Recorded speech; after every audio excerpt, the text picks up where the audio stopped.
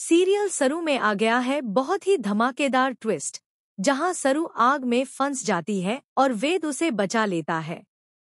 जी हाँ, वेद उसे बाहर निकालकर सबके सामने अनिका को एक्सपोज करने वाला है।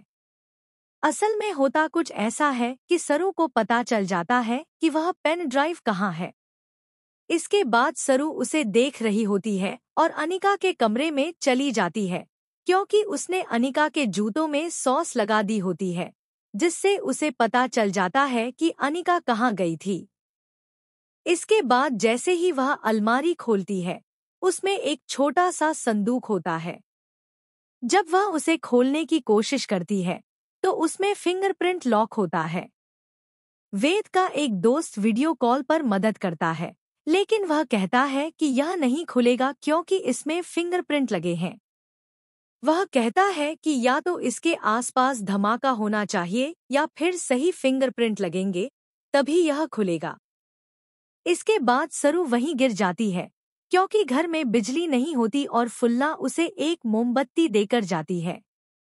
जैसे ही सरू उसे लेकर देखने लगती है, तभी उसे चक्कर आ जाते हैं और वह गिर जाती है। मोमबत्ती गिरने से कमरे में आग लग जाती है। जी हाँ, कमरे में आग लग जाती है और वही छोटा सा संदूक भी खुल जाता है, क्योंकि कहा गया था कि अगर इसके आसपास आग या गर्मी होगी तो यह खुल जाएगा। तभी वेद ऊपर आता है और देखता है कि सरू बेहोश पड़ी है। वह सरू को उठाता है और संदूक से पेन ड्राइव निकालकर लोग उसे नष्ट कर देते हैं।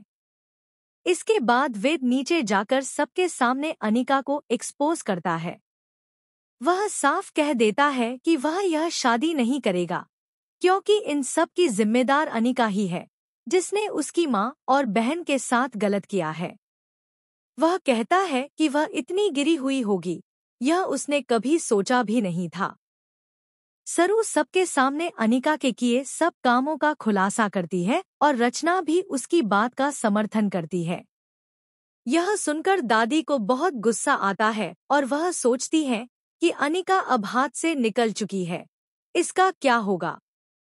दूसरी तरफ जैसे ही अनिका सरू पर हाथ उठाने वाली होती है, तारा उसे रोक लेती है और एक जोरदार थप्पड़ मारती है।